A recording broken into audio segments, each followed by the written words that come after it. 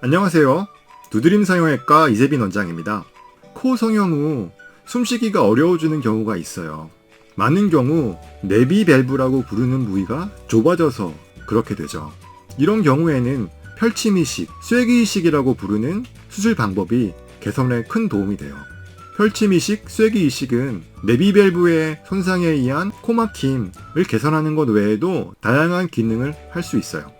첫 번째로 펼침 이식은 말씀드린 대로 무리한 매부리 코 교정 같은 수술 후 발생하는 코수술 부작용의 해결을 위해서 사용이 돼요.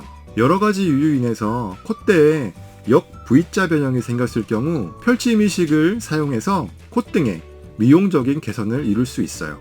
코 수술로 인해서 내비 밸브가 좁아져 숨쉬기가 힘들어진 경우 펼침 이식을 이식하게 되면 내비 밸브를 열어서 내비 밸브의 기능을 복원해서 숨쉬는 것을 개선시킬 수 있죠.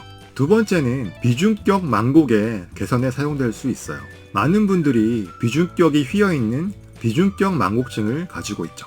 숨쉬기 어려운 증상 등이 없는 경우에는 굳이 비중격 망곡 교정할 필요는 없어요. 코 막힘의 원인이 비중격 망곡증이라면 비중격 망곡증의 교정은 증상 해결에 큰 도움이 돼요. 또한 비중격 망곡증은 바깥 코가 휘어 보이게도 만들 수 있어요. 이럴 경우 비중격 망곡증을 수술로서 교정을 해야 해요. 이때 비중격의 콧등 쪽 부위가 휘어있는 경우에는 일반적인 비중격 망곡증에 대한 교정으로는 교정이 어려워요. 휘어있는 비중격의 콧등 쪽 부위에 쐐기 이식을 해주면 양쪽에서 휘어있는 부분을 곱게 펴는 버팀목 역할을 해주어서 비중격의 콧등 부분이 똑바로 펴지게 되죠. 세 번째는 짧은 코 교정에 쐐기 이식을 사용할 수 있어요. 쐐기 이식, 펼침 이식을 연장해서 코끝이 연장되는 부위까지 길게 이식해주면 비중격 연장 이식술이 되는 거예요.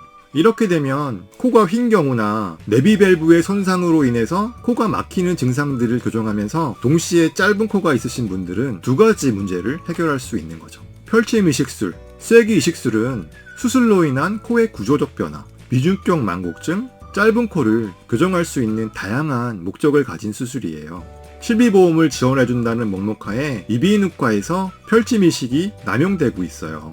미용 목적의 코 수술을 하는데 단순히 실비보험의 적용을 받기 위해서 펼침 이식을 불필요하게 사용하는 거죠. 펼침 이식 자체의 부작용도 발생할 수 있어요. 그렇기 때문에 펼침 이식이 꼭 필요한 경우를 제외하고는 펼침 이식을 하면 안 되죠.